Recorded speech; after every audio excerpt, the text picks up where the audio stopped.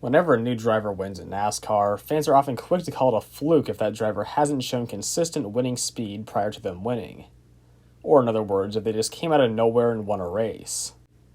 And in many cases, drivers who have a supposed fluke win are unable to prove the doubters wrong, especially drivers who get their first win on a superspeedway. Superspeedways are different from all other types of tracks in NASCAR because the pack racing aspect not only does a good job at taking away equipment advantages, and thus leveling the playing field, but it also can allow a driver to draft their way from the back of the pack to the front in the final laps and steal a win. Still, that takes a lot of talent to pull off, and a textbook example of that came back in the year 2000 Winston 500 at Talladega, when in what would turn out to be his final career win, Dale Earnhardt Sr. went from 17th place with 5 laps to go to the lead entering the final lap. Earnhardt's performance in those final laps showcased his unmatched superspeedway racing talent, and his path to the lead was not one that many other drivers, if any, could replicate. But what if a driver was running in the middle of the pack and a path more or less opened itself up? Well, that happened just last year in the Coke 0400 at Daytona when, due to a sudden rain, nearly the entire field, including the leaders, were all collected in a massive crash. But the first driver to make it through clean was a soon-to-be race winner Austin Dillon, who prior to the wreck was running all the way back in 16th. When the race went back green, Dillon still had to fend off the remaining 10 or so lead lap cars, but needless to say, his path to the front required a lot of luck. That win was also Dillon's 4th, so it's not like it was a complete fluke. Well, I guess you could say his other 3 wins also required a bit of unusual circumstances, but that's neither here nor there. But there was one race in which the winner not only came out of nowhere, but got handed it in such a way that it might as well have been a participation trophy. That is, the luckiest fluke win in all of NASCAR history. And we're heading right back to the Coke 0400, but this time in 2019. In the final 4th of July weekend running of the race, nothing seemed to be out of the ordinary in between the close quarters of racing, big wrecks, and even playing field that the race always brought about. Expectations were high for yet another classic finish. But that was all assuming Mother Nature wouldn't factor in, as the weekend had already seen its fair share, with the rain on Friday canceling Cup qualifying and delaying the start to the Xfinity race. That said, the starting lineup to the Coke 0400 was to be set on owner's points, which put Joey Logano at the top of the order. Logano, who had won twice thus far in 2019, was starting alongside Kyle Busch, who had already picked up 4 wins and hoisted the best average finish, but had failed to capitalize on as many stage points as the leader Logano. Naturally, the rest of the order was free from any surprises, and only towards the back of the pack were there any notable starters.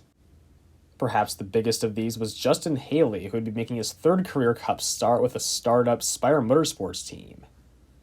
Haley, the Cullig Racing rookie in the Xfinity Series, was just coming off a personal best 2nd-place finish in the previous night's Xfinity race, and after a 3-win Truck Series campaign the year before, he was shaping into a genuine Cup Series prospect. But this driver change at Spire Motorsports caused a bit of shuffling around within the rest of the backmarker teams, as the 77 car's usual driver Quinn Half hopped ship to the Premium Motorsports number 15 ride, causing Ross Chastain to move to the team's number 27, while finally the usual driver of the 27, Reed Sorensen, was put on the sideline. Another unique addition to the race was the Superspeedway exclusive Beard Motorsports team with driver Brendan Gaughan, who had looked to back up his impressive 8th-place run from his last time out at Talladega, and his 7th-place run from this very race 2 years ago. But the final and most significant headline came out of the second practice session, where the Hendrick rookie William Byron got a bad shove from Brad Keselowski and nearly went spinning in front of the small pack of cars. Somehow he saved it, but nonetheless the damage from scraping across the apron of the track would force the 24 team into a backup car for the race. Joining him and starting the race from the back would be Kyle Larson, Matt DiBenedetto, the previously mentioned Haley and Gaughan, and the Rickware Racing drivers of BJ McLeod and Joey Gase, all of whom made unapproved adjustments. But having covered most of the stories and interesting pieces going into the race, it's time to let the green flag wave. Right away, the 4th-place starter Kevin Harvick bailed to the inside line, splitting up the 2 Penske teammates and weakening the momentum of the outside line. This move by the Ford of Harvick was likely encouraged, if not pre-planned, as part of the ever-strengthening manufacturer alliances in the Cup Series. In recent years, manufacturer alliances have become the new norm as the corporate mind saw teamwork pay off big time in the superspeedways and wanted to expand this cooperation beyond the teams themselves and to the manufacturer as a whole. These alliances were put in place by the manufacturers to at least ensure one of their cars would get the win, which is fine conceptually, until drivers of a certain manufacturer are discouraged from going for the win if another driver of their manufacturer is already in the lead. These new measures were pushing at the boundary of team orders and even race manipulation according to some, but in the eyes of NASCAR, the line was never crossed. On lap 25, just about halfway through the first stage, it was still all Joey Logano out front, who had led all but one lap up to that point. Meanwhile, many of the backmarkers have been suffering a severe lack of speed compared to the leaders and lost the draft immediately, with Justin Haley as well as the two premium motorsports cars and all three Rick Ware racing cars going down a lap early. With 15 to go on the stage, not only was Logano still leading, but Ford had dominated the race, with 9 of the top 10 drivers all sporting the blue oval. All synchronized in the bottom lane, most of the Fords came down in the pits that lap. The call for them was fuel only, and though Logano's crew seemingly put together a good stop, it was Kevin Harvick who just edged him out on the pit exit, and who had resumed the race in the lead once the rest of the field made their scheduled stops. All remained orderly until the final lap of the stage when Ricky Stenhouse Jr. became the first to drop out of line and pushed Logano back into the lead before Harvick could have time to react.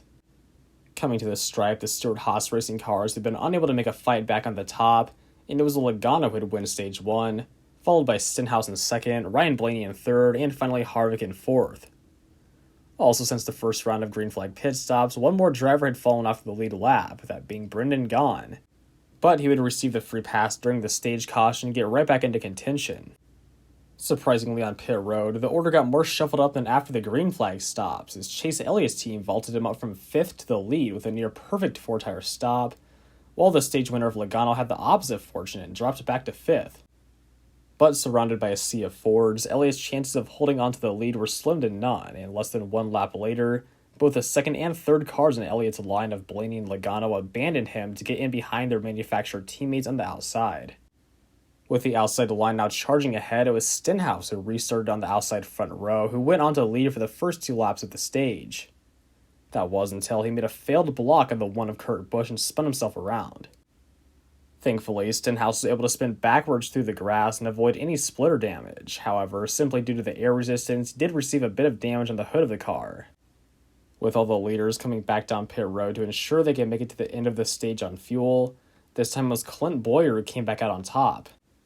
On the restart, Bowyer chose the outside, but his help from Logano was unable to match the 2 Chevys on the inside of Austin Dillon and Chase Elliott, who had both cleared Bowyer entering turn 3. Other than a brief challenge by Ryan Blaney, it was all Austin Dillon out front for the next several laps, and the leaders eventually faded back into a single-file line. With the Dillon still leading on lap 75 and fuel conservation on many of the drivers' and teams' minds, the second caution of the day would come out and put those worries to rest. That is, for all except Kurt Busch, who got into the wall by himself in turn 1, and when spinning in turn 3 after the contact cut his right rear tire down. While sideways, the front end of the number 1 car just clipped the rear of Brendan Gaughan's car and caused a good bit of damage to the rear quarter panel of the 62. Due to repairs, both drivers would line back up 1 lap down for the restart. But joining back to the lead lap was the 52 of J.J. Yeley thanks to the free pass, putting him back in the hunt along with Justin Haley, who got his lap back during the previous caution. With the Chevys having taken over the top 5 prior to the caution, Austin Dillon was in good hands and he maintained the lead unchallenged once the green flag came back out. Crossing the line with 20 laps to go in the second stage, the racing was still calm in the top 5, but further back it was anything but, as from around 6th on back it was all 3 wide.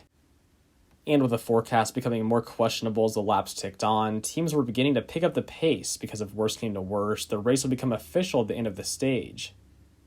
But before even another lap of 3 wide racing, Brad Keselowski lost control after a big shove from Kevin Harvick and hooked right into the outside wall. Many others crashed and went spinning in avoidance, including David Reagan, Daniel Suarez, and Daniel Hemrick. Also with a nose-first impact into the wall, David Reagan would join Keselowski behind the wall, and despite him seemingly avoiding any damage, Daniel Suarez's car suffered irreparable breakage in the rear end, and he would also have to drop out early. The only 2 involved in the incident to return back to the track were Kevin Harvick and Daniel Hemrick, though the 8 would lose 2 laps making repairs. By the time the race restarted, the skies in the surrounding areas had noticeably darkened, and the pressure to get up front was rapidly rising. But still, with the Chevys coordinating on the restart, Austin Dillon took the lead uncontested with the Hendrick drivers of Alex Bowman, William Byron, and Chase Elliott falling right into line behind him. Finally, with 5 laps to go on the stage, the outside line got back into form and, led by Clint Bowyer, soared past the 3 of Dillon entering turn 1. Bowyer was able to clear Dillon for the lead momentarily, but with 3 to go, both the Ford and Chevy lanes had come back about even. Then, thanks to a falter by Stenhouse 2 laps from the end of the stage, the momentum of the outside line died down significantly and allowed the inside to surge back ahead. And with too little time to regroup, it was Austin Dillon who came out of turn 4 with only fellow Chevys in his mirror to claim the second stage. In fact, the outside line fell apart so badly that only 3 Fords were able to score any stage points, the highest of them being Bowyer in 6th, followed by Stenhouse in 8th and Logano in 10th. And there were no Toyotas in the equation whatsoever. On pit road, strategy factored in for really the first time that day, as despite beating out all the other drivers who took 4 tires, Austin Dillon exited 4th overall because Joey Logano, Ryan Newman, and Eric Jones all opted for just 2 tires.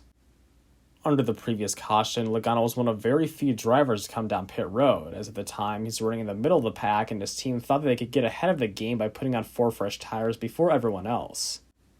But thanks to a big push by Austin Dillon, it was Newman who pulled out into the lead. However, Dillon didn't plan on working with Newman for long, because on the backstretch, he let off just enough to put Newman out too far ahead of the pack, and with a well-timed bump by William Byron, he was able to split the gap between Newman and Logano and take the lead back for himself.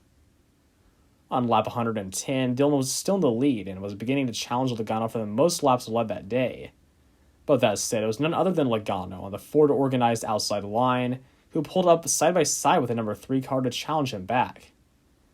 Logano was credited with leading that lap and the next, but on lap 112, a third lane had formed and was quickly closing in. Logano chose to block the middle, but the third lane, led by Paul Menard, had the momentum and took the lead away. Coming out of the tri-oval, Denny Hamlin swooped down from second on the top lane all the way down to the bottom, just clearing the 3 of Austin Dillon, and was able to put Toyota out front for the first time since lap 37. After that brief bit of chaos, the pack trimmed down back to single-file racing, with Hamlin still leading the way. With 42 laps remaining, Kevin Harvick, who was unable to hold the draft after his crash, got up into the wall due to a flat tire. But just moments later, there would be much bigger problems up front. Austin Dillon had just gotten by Hamlin on the outside line, but when second in line Clint Bowyer moved down to block the inside, Dillon attempted to go with him but wasn't clear and caused the first big one of the day. Kurt Busch was able to squeeze past from 4th place on the outside and was the first to come out of the mess clean, with William Byron and Jimmy Johnson also somehow finding clearance on the inside. But other than them, nearly every other car that was running in the top 15 suffered minor or major damage. Austin Dillon, Clint Bowyer, Chase Elliott, and Ryan Blaney were all unable to get their cars moving and were the first of the drivers involved to retire from the race, while Ryan Preece would go behind the wall 1 lap later, as would Parker Kligerman 3 laps later. Many of the others that could still drive their cars at caution speed were simply trying to log off as many laps as they could, and would pull off the track before the restart. With the storms inevitably approaching and only 38 laps to go, many of the remaining lead lap cars came down pit road to ensure they could make it to the end. Byron and Johnson exited first and second after only opting for fuel, while most of the others put on 4 tires. But still in the lead was the one of Kurt Busch, whose team decided to stay out in hopes that it would start raining under caution. After getting into the wall and spinning early, it was a miracle not only that Kurt was already back in contention after losing a lap, but that he was in the lead and in position to win should the rain come at any moment. Even prior to the big one, he was running in the top 5, so if he could pull off the win, it would be a comeback to remember. And though he was sitting a comfortable 9th place in the playoff standings, this win would lock him in and erase any stress the team still had. On top of a great story for Kurt Busch, the rest of the top 5 are also due for potential career days, as Landon Castle, Justin Haley, JJ Yeley, and Michael McDowell had also stayed out with Busch and were set to restart ahead of 6th place William Byron. But unfortunately for them, the NASCAR officials would signal that there would be 1 caution lap to go before the race would go back green, so those drivers who had not yet come down pit road were more or less forced to, as they wouldn't make it to the end on fuel otherwise. One could argue that staying out was still the best option as the storms were imminent, and it was highly unlikely that the race would run long enough to where fuel would become a concern. But on the other hand, it would be quite disastrous for Kurt's team to run out of fuel in the small chance that the storms were to dissipate. For the number 1 team, there was no reason to take any unnecessary risks, as they were looking good on points and were all but guaranteed a good finish by playing it safe given how many teams were already out of the race or severely damaged. But for another team, there was no reason to play it safe. Early in the race, they didn't even have the speed to keep up with the main pack and win a lap down along with many other back markers. They were a startup team with a charter, no full-time driver, and really nothing better to do than just pull the most stupid winning strategy in all of NASCAR history. Yeah, Spire Motorsports had Justin Haley stay out, and as luck would have it, lightning struck nearby while the cars were on the backstretch, and the one-to-go signal was taken back. Instead of taking the green flag when the field came back around to the tri-oval, they instead rolled onto pit road. For a while it looked promising that the nearby storms would pass by the track, but then the skies finally opened up over the track itself, and all hopes of going back racing were soon lost. And the official winner, having led one lap, under caution, all day long, was Justin Haley. So only 20 years old, and in only his 3rd career Cup Series start, Justin Haley became a NASCAR Cup Series winner, and in their first season of operation, Spire Motorsports became a winning team with a next best finish of 28th place. While the eventual 10th place finishing Kurt Busch and his team were understandably upset that Mother Nature and questionable officiating finessed them out of a win, they made the most reasonable call by pitting and still secured a good points day in the end, so it was in their best interest to just forget about this dumpster fire of a race and move on to the next week. But what had went unnoticed to most was that a 3rd driver, and one equally as unlikely to win as Justin Haley, was in position to win had they played their cards right under caution. And had they won, there would have been much larger ramifications. That was Landon Cassill and the Starcom Racing team. After the first cycle of lead lap drivers led by William Byron came down pit road, Landon Cassill was in 2nd place, right behind Kurt Busch. So, had his team made the same call as the Spire Motorsports team, Cassill would have moved into the lead and been credited with the win once Kurt Busch came down the pits a few laps later, while Haley would have finished 2nd. So not only was a Starcom Racing win very much possible that day, but since Cassill was a full-time driver, so was a Starcom Racing playoff appearance.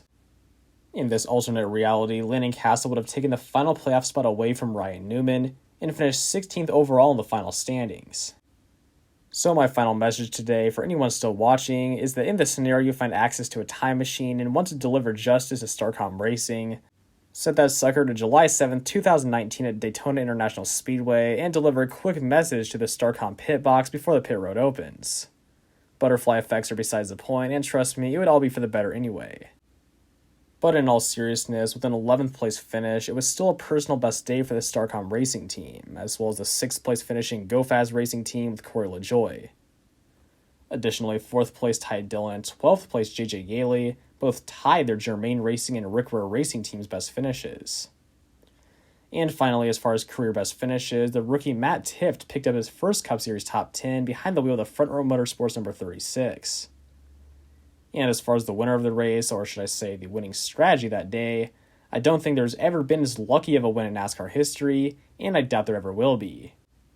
However, don't get me wrong, I think Justin Haley has turned out to be a great Cup Series driver, not that he was ever bad before, and I think he has great potential to finally turn Rick Ware Racing into a serious team in the years to come. But that is all for today's video. If you did enjoy this one, please make sure to hit that like button for more videos just like these. I've loved making these unique race summaries ever since I started them a few months back, so if you are interested, make sure to go back and check the 50-car ARCA race video and the biggest Truck Series Wreckfest video I did a while back. I'll try to remember to put those in the description. And in the future, I definitely plan on continuing these, in addition to the Worthy That Bad series, the Best of the Worst series, and the occasional Top 10 video. I've also got some pretty big ideas regarding streaming that I'll talk about later. This will be something more that will happen around my winter break from college, or around December and January, basically, when I have a lot of free time around then. So make sure to stay tuned for that. In short, I'm planning on streaming a driver performance tier list for the 2023 season for every single series. That will include every single driver from ARCA, Trucks, Xfinity, and Cup, with one stream for each. And I'd probably make the Cup Series one into an edited video form as well. For my first ever video on this channel, that's pretty much what I did, but just for the Cup Series and for the 2022 season. And so this offseason, I'm planning on going really big with that for the 1 year anniversary of the channel.